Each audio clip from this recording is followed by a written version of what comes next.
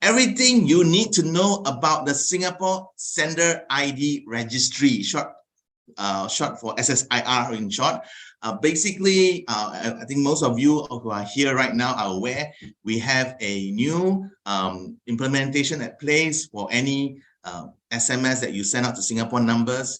The sender ID that we used to be able to customize whatever we want, you can't do that right now. You've got to follow a requirements from the IMDA. So we're going to talk more about it, explain a bit more, summarize it, so you can fully understand it better and whether it affects you and whether if you want to get a sender ID approved by IMDA, how to go about doing it. So today I'm very glad because again, I have my colleague, Jasmine, is the business development manager. Hello, Jasmine. And she is very well versed with a lot of things and now about the sender ID as well. So I think some of you may already know her. Welcome her and she will take over the presentation. Welcome, Jasmine. Hey, hi, Andy. Hi, everyone. Thanks for joining the online clinic today. I think today our online clinic is a bit earlier than the usual online clinic that we used to host at around 2 p.m. Okay, so today, we will just dive straight into talk about, everything you need to know about SSIR. I think my colleague Andy has shared earlier about what is SSIR. So SSIR actually stands for Singapore SMS Sender ID Registry. So, what is this regime all about? So basically the aim of this regime is to actually enable all the companies who are actually sending, SMS to Singapore mobile numbers, to protect them basically from having to actually receive, fraudulent SMS, that probably maybe spoofing the company's sender IDs. And this registry is actually managed by SGNIC, which is actually part of the IMDA. So what I'm going to share here is more of the learning experiences that we have together with our customers in this SSIR journey. And then we hope that this will be helpful for all of y'all when you are embarking your registration of the sender IDs. Okay, so next. Okay, so basically next, with regards to this SSIR regime, how does it really, impact you in that sense? So to summarize from what we gathered so far, so basically from 31st January, which is just, a few weeks ago, till the end of July, which is actually a period of 6 months, currently, if your sender ID, that means the sender name that you are using to send SMS out, is not registered and whitelisted by SGNIC, then these SMSs where we have their sender name being marked as likely scammed. Okay, so this will be a period of 6 months, and then thereafter, from 1st August, also called after the 6 months period, the SMS that is sent out without the sender ID will be totally blocked by then. So you get it. So this is a transition 6 month period where you never register, it will show like this scam. Anything beyond that, the traffic will be totally blocked. Okay. So then in that case, since we know how it impacts you, and then that is where, we are interested to find out how to really go about registering the sender name. Okay, so we actually have this a small diagram that we have actually drawn out to just give you an illustration, a visual illustration of actually how it really works.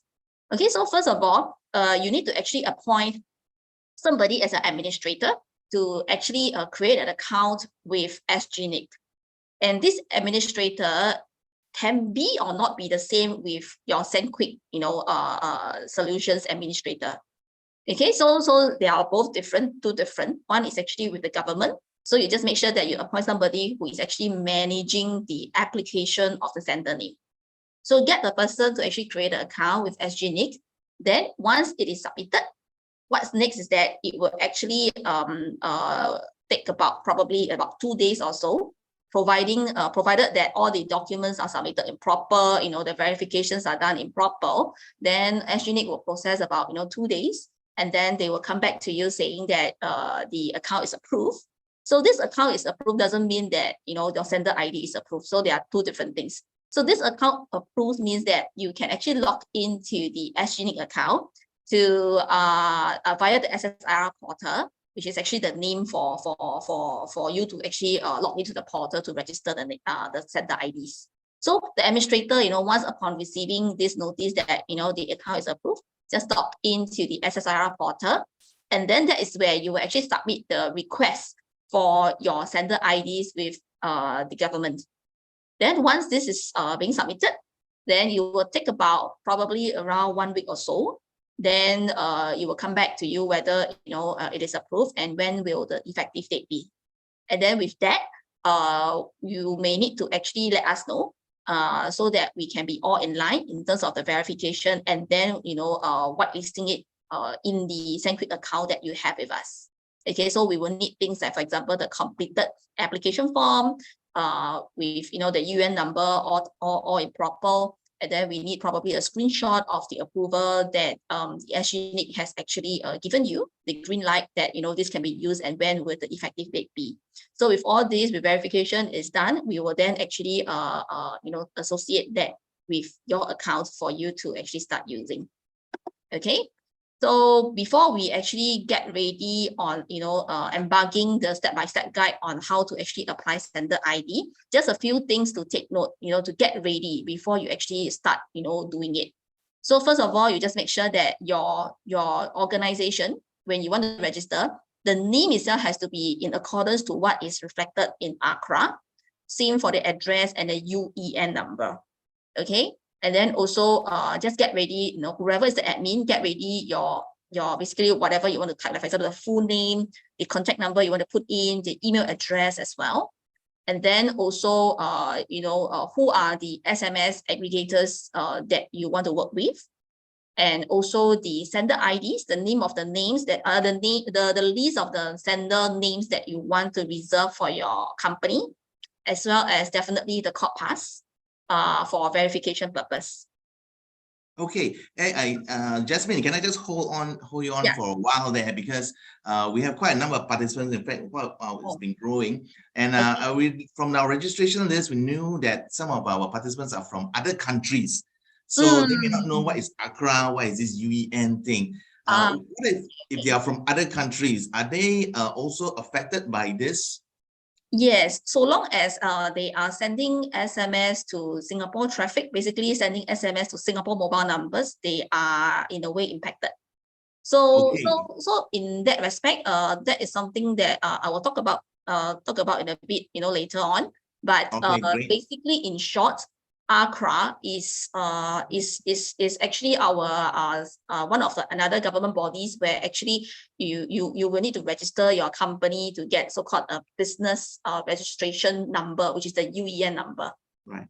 So ACRA organization that are not companies, corporate companies, do they have companies, ACRA? yes. Yeah. How about like a non-profit organization? Do they also need to get through this? Yes. In order to actually register for SSIR, as far as we understand, whether is it so-called non-profit organizations, whether is it overseas entities, you will need to register with ACRA so that you can get the UEN number, because with the UEN number, then that is where it kickstarts the process as a prerequisite for you to actually do registration. So you mentioned there about court pass. Earlier we had a discussion that there's been a change also, that you can't use your utility bills anymore. Is that right? I think possibly in the future that the court pass will maybe be the only one that will be used for verification. We have a comment here saying that SSIR is requiring court pass for validation. So you can't use your utility bills anymore. I think they are getting stricter. I guess this was before the deadline. They allow you to use utility bills. But now, if I'm not wrong, then you must use court pass for your validation. So that's a challenge now for companies that's not in Singapore, but we'll talk about that later on, right? Yes. And what about, is this sender ID applicable to everyone? Because we do have customers, they're using appliance and they're using modem to send SMS. Are they affected? Okay, because our solutions are versatile in the sense that we allow a lot of setup, so long as it actually fulfills the project requirements. So we have actually appliances where they need to actually connect with us, that means with our cloud solutions, to send SMS through the cloud, basically, in short. Yeah. In that respect, yes, they are Then impacted. yes. But if they're just using our appliance solution and using a modem to send out, they put a SIM card, there's no need for sender ID, right? Yeah, so far, if it's SIM card related, then SIM card is not allowed for registration. Okay, so hopefully that is the commonly question we get. Okay, can continue to the next step about the portal. Okay, sure. So to give you a visual view of how it works, right? It will be like, wait just a minute. Okay, yeah. So I think for a start, right, the company will actually need to log into the SSIR portal. So this is actually the link to it. So once you actually log on to this website, you will start to click on create an account. And then you will be asked to go through basically some kind of like I would say terms and conditions, some information for you to know more before you actually start to create the account. Then after that, that's where the ACRA details comes in. So your business registration details comes in. So you need to make sure that the name that you put, the UN that you put has to be in accordance to the ACRA. And then also your administrator details, like for example, what is the administrator's name, the contact number, the email address, and then you need to agree to the user agreement, and then before you can go next. Okay, then after this, that's where you will choose your who do you want to actually use for the SMS delivery. So for us, you can just choose, if you're using then you use SendQuick. Okay. Then after that, you will also need to inform, basically SGNIC on how to go about with the billing, because this is definitely not free. So for some who may not know, actually registering of the sender ID has a fee to it, which I will come to it later on. So but basically, these fees will be charged by SGNIC to you guys directly. And that is where they will need your billing information, like for example, who is the billing person that the SGNIC needs to liaise with, the address, the email address as well. And then once it is done, then that is where it will actually send an OTP to your email for you to actually enter to verify the account, and then also again, to agree to the terms of use. And then that is where you are so-called leading to the next step, where you need to create a password, and then you will get an email. That email will actually tell you, okay, the account is approved, and then that is where you can then log into the portal to register. Okay, so highlight again. So this email we are talking, this approval email is not the email where it tells you that the sender ID is approved. Okay, so yeah, so while waiting, waiting for that so-called that email to come, you can actually log in to see. So you can see that basically, if you're on the SSIR portal, your organization information will be under pending. The status will be pending. Okay, then after that, when you receive the email, it will look something like this. It will tell you that, oh yeah, this is the verification part. Yeah, where you need to verify with the code pass. And then that is where when you click on it, they will ask you for the code pass to actually do verification. And then from code pass side, right, because it may not be the case that everybody who is actually holding onto the code pass. It may be the person who, the administrator may not be the one holding the code pass, and that is where the code pass holder got to actually allow you to give access. And in order to give you access on code pass, the holder of the code pass has to actually, so-called tick this part where it allows you to actually have access to the SSIR merchant on board, and then, with the form verification for SSIR registration. So if you take this for the code pass user, for the administrator, basically, then the administrator can use this code pass to do the verification on SSIR portal. Okay, so once the verification is done, you will get the approval in 2 days or so. And then when you actually get this approval, it will look something like this. It will actually also reflect your change of status from pending to approved in the SSIR portal. Okay. Then after this, you can log on to the SSIR portal, and then that is where you will start to actually request your sender name. So the portal will look something like this, where you can create more than one users, because for a start, you only register the administrator, but you can have more users where you can create, which I will not go through in detail for today's online clinic, but I will actually go more into the sender ID part, where it will show you a summary table of the sender IDs that you requested for. So for example, if you want to request for individual sender ID, you just click on request new. Then when you click request new, it will actually pop up this window like this, where you enter your sender ID that you want to reserve, and then also certain remarks to actually justify for the reason, I mean, to justify why is it that you want to actually request for such a sender ID. But if a company will say that, actually I have more than one that I need to request, and I do not want to do it one by one, you can actually click on this bulk request new, where then you can actually put in, every sender ID one line. Then you can just, put in whatever sender ID that you want, up to 50 of them at one go. And then you put in your remarks to justify. Okay. Then once done, you click on the button called submit request or send request. And then after which you will need to wait.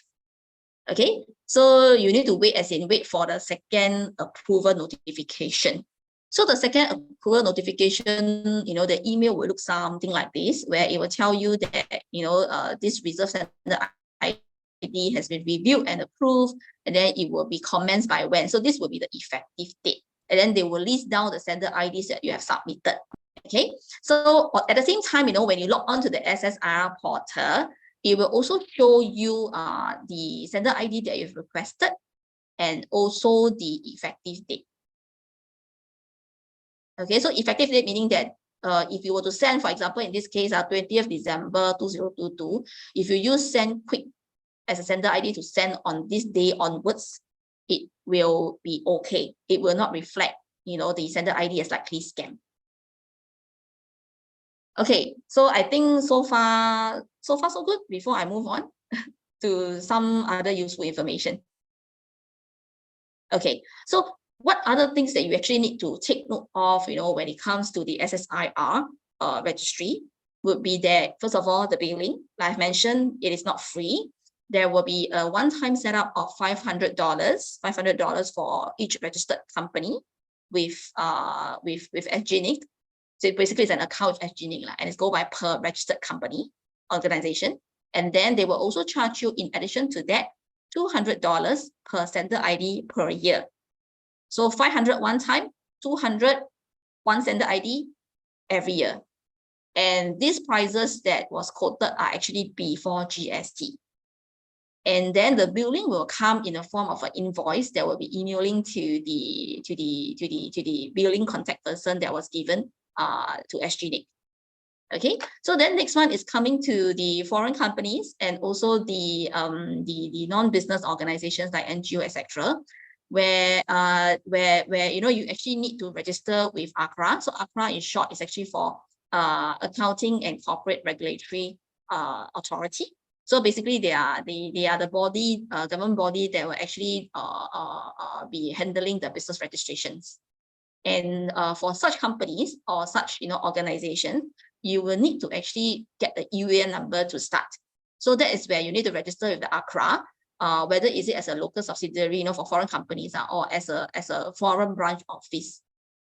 Then you get a UAN number from them, and that is where then you can continue with the first step of actually going to the SSIR portal to create an account, etc. Okay, then another thing to note is that what is the rule of a sender ID? So what entails a sender ID that is allowed to be registered in SGNIC? So there's a link here which I can come over to here. So basically, this is the SGNIC website. You can actually check the rules of registration here.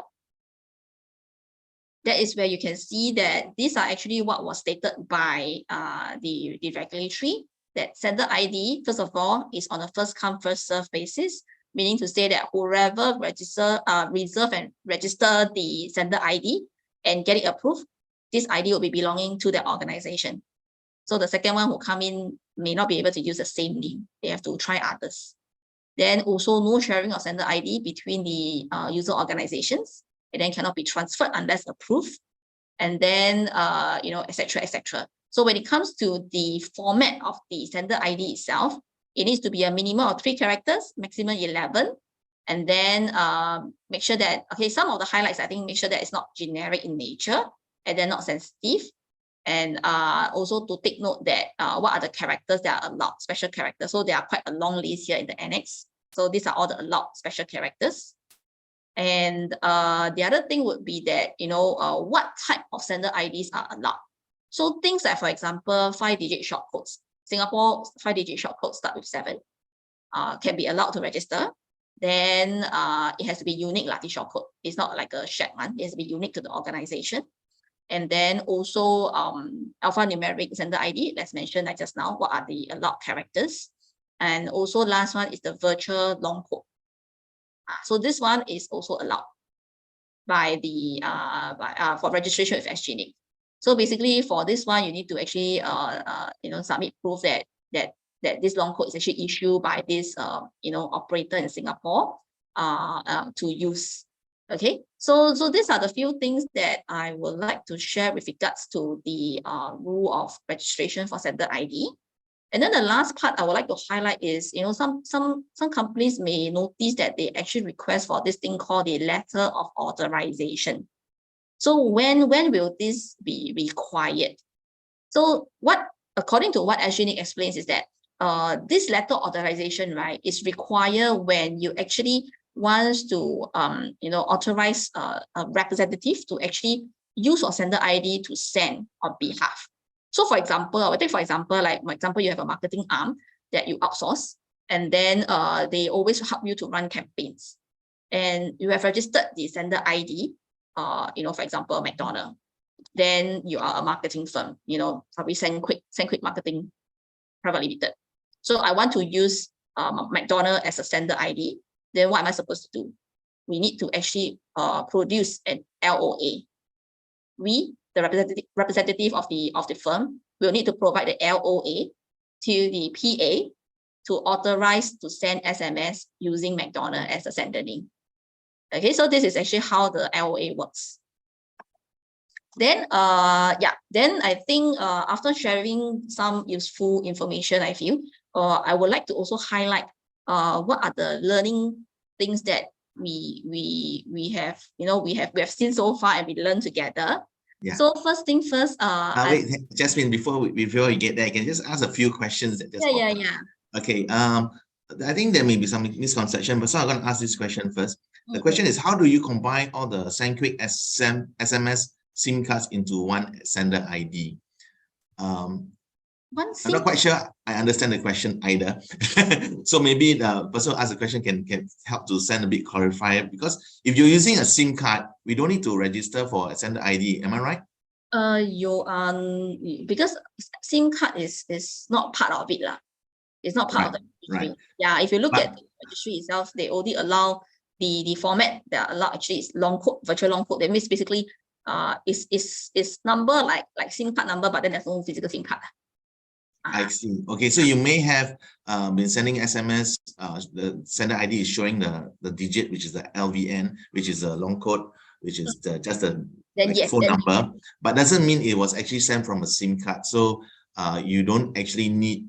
If you're using it through the cloud, then yes, you need. But if you're using physical modem and a SIM card, then practically you don't need to register for this sender ID. Am I right to say that?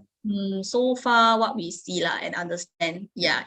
Okay, so I tell you what, whoever asked that question, if you want to have further question, do drop us an email at any time. Then we can try to understand more, and then we can answer the question as well. Next question is, will these slides be given to the attendees? I missed out certain slides just now. We will put this out with the recording also, from where. Yeah, so it is recorded, so you actually will be able to access this, rewatch this again. We'll put it on our YouTube channel, so you can rewatch this on our channel as well. Okay, so we've answered those questions. Yes, let's talk about the common mistakes. And yeah, anyone has any questions, feel free to just drop in, just type it in. We'll try to answer as many as we can. But as usual, if you can't, do drop us an email as well. You can send us to info@sendquick.com. We'll be able to help you to clarify any doubts you have. Okay, good. Yeah, correct. Thanks for the clarifications. So some of the common mistakes that we have seen so far would be that quite a considerable number of companies, they assume that, you know, when they actually do the verification using the code pass, and then they are waiting for the updates from SGNIC, and then happily, you know, they actually receive this approval update, and they will think that this approval is actually approval of sender ID. So again, to clarify, this approval, the first approval is actually approval of the account. So if you read the text, it says that thank you for signing up with SSIR, your account registration has been approved. So then the next sentence, I think quite a number of them miss out this sentence. You may proceed to reserve your SMS sender ID or create users on the SSIR portal. Yeah, so this is where this email is telling you that your account is approved. As an administrator, I let you know that the account is approved. You may log in to then start, seeing the left navigator with more options to create the users and to actually request for the sender ID reservations. Okay, so that's the first one that we see. Second one we see is some companies will feel that, hey, I register sender ID, I just register as per what it is. For example, SendQuick, capital S and capital Q is equal to all capital letters. So the answer is no. The sender IDs are case sensitive. Okay, so it's between 3 to 11 characters. But when it comes to alpha stuff, alpha characters, it is all, they are all case sensitive. So you have to register according to what you want. So for example, you want a big S, big Q, and then the rest small caps, you register as such. If you want to register all big cap, you will register as such. So if you register 2, then it will be 200 per year times 2. Okay, because these are actually considered 2 sender IDs. Okay, so this is the second one that we've seen. Third one is we actually when we ask for notice from the customer that, hey, have your name been approved by SGNIC, then what will happen is that then what we see is actually all the names here, and then that's it.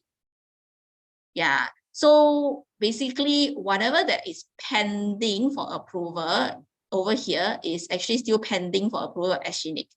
So you need to check for the send that I've shared before just now. Look for the send, and then there's an effective date at the end. Then that is where we will know that this name has been approved by SGNIC and is effective from when. Okay, so to know whether it is approved, you can log into the SSIR portal and check that there's an effective date. Effective date means it's in effect, it's been approved. Yeah, so let me share. So this is the one. So you should see something like this where you click the IDs, look for the send, and then the sender ID names and the effective date. Because it can be approved, but it's not effective yet. So if it's approved but not effective, meaning to say that you can use it. It will still be likely. It will be still flagged as a likely scam, right? Yes, correct. Yeah. Okay. So this is something to take note, that we also see another commonly seen thing lah. Yeah. So pending sender ID is not equal to approved and effective sender ID. Then next one is more on the so-called application of the approved sender ID with our services. Okay, so our services, as you have known, I think we have appliances, we have cloud services. In this respect, we are talking more about the cloud services, where we have 2 parts to it. We have a standalone portal, and we also have an API version. So for standalone portal itself, we will need basically the administrator. So this is the admin account of SendQuick ASP, where it is a hosted SMS gateway as a standalone portal for users to broadcast. There is an admin portal, there is also an end user portal. So in order to actually use your approved and effective sender ID, you will need to actually request to us. And once requested under the sender ID management here, and it's approved by us, you will then actually need to set on your user. Reason being is because some companies have more than one approved sender ID in the same account that you want to use, and different user may be tying into the different sender ID that you wish that person to use. So in that sense, the administrator has logged on after getting it approved, you have to actually click on user management and then assign your approved sender ID to that particular user. Okay, so this is the standalone portal part. Then when it comes to the API portion, in our API itself, right, there's this parameter called the caller ID parameter. And this caller ID parameter, you will need your IT developers or vendor to actually make the changes accordingly. So say, for example, you have this string, and then your caller ID is 65, blah, blah, blah, assuming this is a long code. Then this long code is actually, if you look at the list here, it is not registered. It's not in the approved sender ID list. If you were to send this out, you will actually have SMS show reflected as like a scam as a sender ID. So what you need to do is that your IT personnel has to come in and change this number to the approved sender ID. And then you start to use it, from the effective date onwards. And that is where your sender ID should be reflecting as per what you have actually requested. Okay, so this is the one on the usage of our SendQuick ASP.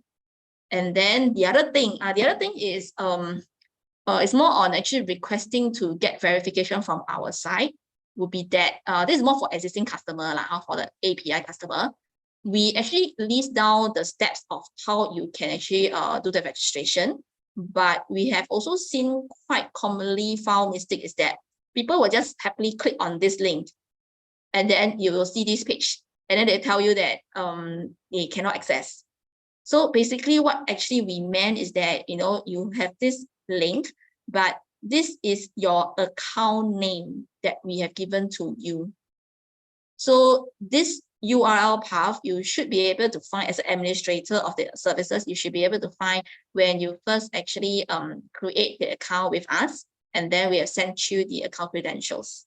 So that link is actually found there. You just click on that link to be able to actually log into SSIR Portal. So I suggest not to just simply click here, because this is a generic one for people to understand that there is an account name that will complete this whole URL path for you to log in to register. Okay, so yeah, these are the common ones that we have seen. And then I'm coming towards the end where we will just share about how to really go about in terms of the sender ID registration workflow. So for existing customers or partners, you have to do a few things together with us. You have to, once your approval once you get the green light from SGNIC where the sender ID is approved and is effective from when, do submit a screenshot to us via this link. So if you click on this link, it will actually show you. Just a minute. So this is the link you should be seeing, where you need to put in your information, and then you put in a screenshot of what you actually receive as an approval from SGNIC, and then you submit. Okay, so that's the first part. Then second part is for partners who actually represent the organizations to send out the messages on behalf, please submit the letter of authorization to us as well. Then, of course, you also need to submit the application form so that we can do the verification. And yeah, then after which you will also need to actually log into the portal to actually request a sender ID for us to actually get it approved. Okay, so this is actually the existing customer and partners. So for this part, to actually request to us to get it approved, it can also be found in this link, which is here. So if you scroll down, so we actually explain with some screenshots on, if you're a standalone portal, what you should do. As an administrator, you log into this portal, then look for the sender ID. It's a bit small, but let me see. So you should look for the last module here, sender ID management, and then you click on request new to us. Then you enter in whatever that is the approved sender ID from SGNIC, so that we will then be able to capture the details. And then on our side, we have the duty to do the verification check. So once all completed and it's all correct, then that is where you will see that, the green status here is the approved status, where you can actually continue to assign it to your users. So this is actually the standalone portal. Then when it comes to the API itself, right? API, so this is the one that I was sharing. So you need to actually enter the complete URL, which you can find it from your email history, you know, that comes with the account name. So once you actually have the URL path, enter, log in, and then you look for this sender ID management module here. Same thing, click on request sender ID, enter the approved sender ID, and then submit to us. So once submitted, we will again do the same thing. We will do the verification check as a PA. Once all okay, then that is where you can actually allow your IT vendor to make the change accordingly. So the change accordingly will be basically what I was sharing earlier, which is this one. So you have to change this according to the approved sender ID. And then once done, you're allowed to go. Okay, so yeah, then this is all about the existing ones. For new customers, newly onboard customers or partners, it is a bit simpler because you are starting all fresh. So you just need to submit the completed application form to us. You need to actually submit the screenshot, the same thing, the screenshot of the approved sender ID from SGNIC, and also the LOA for the partners. So once all these are cleared and verified and it's all correct, then that is where we will then proceed to actually create the SendQuick account. So then after that, you will use as per normal. Yeah, so that is, yeah. Great. Thank you so much, Jasmine. Yes, so if any of you have any questions regarding the implementation as well as how the process, how to go about, so you can always type in the question now. We can actually answer for you. But just to recap, so basically, I'm just recapping this, and maybe Jasmine, if I got it wrong, please help me correct it. But let's say, so as long as you are sending SMS that you require the sender ID to be displayed on Singapore numbers, and you're using through the cloud solutions to send SMS, you will need to register with SGNIC. Am I right? Yes. If you have not done so by now, you send out any message, it will be flagged as likely scam. Yes. Correct? And yeah, you can leave it likely scam for a while, but 6 months later, it will be completely blocked. Yes. Right. So so we need to do it by end of July. Just correct. So end of July, around there, I think the full implementation will kick in. Means if you're not registered and you want to do sender ID, the messages will not even go through. Your recipients will not receive the message. Okay. Yes. Now, if you are our existing appliance users with using modem and as a SIM card, you do not need to apply for the sender ID. As of now, right? That's correct. So means as long as you use a modem SIM card solution, you actually do not need to register. Our messages should go through. If it doesn't go through, just let us know. We'll try to figure out what happened. Okay, so if you're a company, you need to get ACRA, that's for sure. But if you're not company or organization, you still need to get ACRA UEN number. And if you're a foreign company, as long as you need to send SMS to Singapore, you will need to do this as well. All right? Correct. Yes. Okay, great. I do have a question coming. Let me check what the question is. Just wonder, for SIM card SMS, can we request to have sender ID too? Short answer, no. Yeah. So if you're using SIM card, there's no sender ID. The number will be displayed on the recipient's phone. All right. So yes. So you can't have sender ID. So if you want sender ID, you have to talk to us. We can propose to you another solution. But if you want a sender ID, you need to go through this process to register for the approval from IMDA to use this sender ID. Now, the whole idea, of course, this is to prevent fraud and to people masking some other IDs and send messages to scam people. So this is why we need to do this, right? Okay, do we need to register the SIM card on the apps? I don't quite understand the question. Do we need to register the SIM card on the apps? SIM card on the apps? Can you help to clarify a bit further? What do you mean by register the SIM card on the apps? If you're using an app, I'm referring, I guess you're referring to a mobile app, is it? Or are you referring to some other app? Or you're referring to an application where it will actually use the SIM card and SMS. So okay, so it will be quite similar to the earlier question. So let me route you back to this SGNIC website. There's this FAQ portion that asks you about that explains more about the long code. So if you look at this part, they did mention number 1, So only numeric sender ID assigned by, MNO in Singapore and then sent by the PA can be registered. So if your SMS is sent via SIM card, mobile number basically, SIM card number, the sender ID, that means this mobile number cannot be registered. So this is what is written in the SGNIC website in the FAQ. Okay. So, I assume this question came from our SendQuick user. I suggest you drop us an email on that so that we can understand a bit more of your question. Because you're asking how to register a SIM card on SendQuick. This, I think in general, if you in using a SIM card to send SMS out, there's no need for any registration for SGNIC for this, right? So I guess if you need to have further clarification, do drop us an email. Now we do another question. Can we use the API to integrate to WhatsApp or Telegram? Oh yes, Favorite subject, Jasmine. Yeah. Please share more. Feel free to drop us an email and then we will take it on from there. I mean, we have API available that is meant for connecting to social channels, and that includes Telegram, WhatsApp, etc. So we can support quite a number of them, including the consumer ads as well as the collaboration tools. Yes, I mean, some of you have been with us, thank you for a long time. You know us as SMS solutions, but we are a more wide-based, more notification management solutions for you, which means you need to notify in other channels. We will have some solutions for that. So we'll talk about WhatsApp, Telegram. Yes, definitely we have. So do come and let us know your requirements to see how we can help you further. Okay, so we have that as the questions. Any more questions?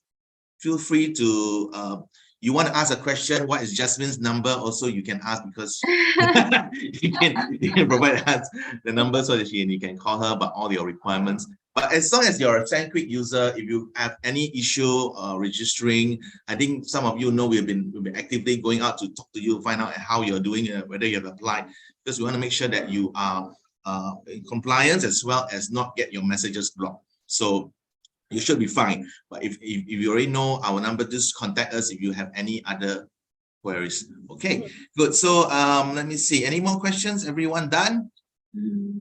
Okay. So with that, anything else to add, Jasmine? Not our. Oh wait. Okay.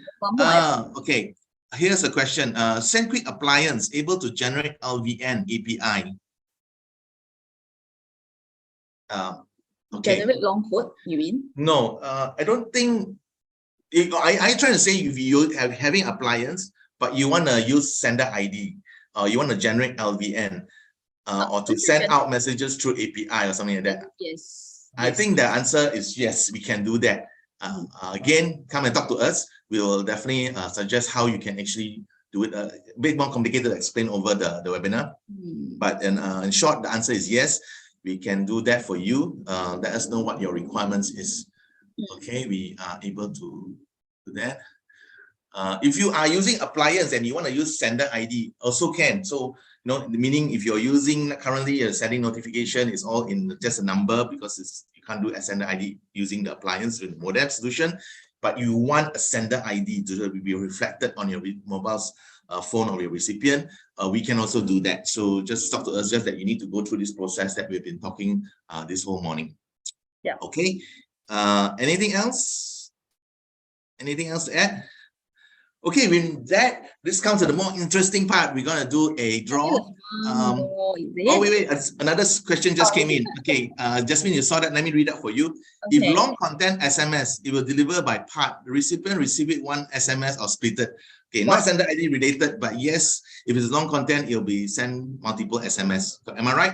No. Okay. As in, okay, this question will be more of I would interpret as this way. Whether our SendQuick is able to actually support sending long SMS. Yes, so content long SMS. Question, then yes, we will be able to send as one full message. But in terms of the billing wise, we will actually count as per SMS. Like by SMS count, basically. So it is not the message sent out. It will not be splitted. It will be as one full message. One full message on the SMS. All right. On recipient point, you will see as one message. But in terms of the billing wise, we will actually count by SMS count. Okay, I hope that answers your questions. And yeah, got it. Okay, great, good, thanks. API integrate is quick setup. I will assume you are referring to the cloud API. Then it should be quite easy lah, because it's going by HTTPS REST API. So far our clients can do it quite quickly, so I think should be okay.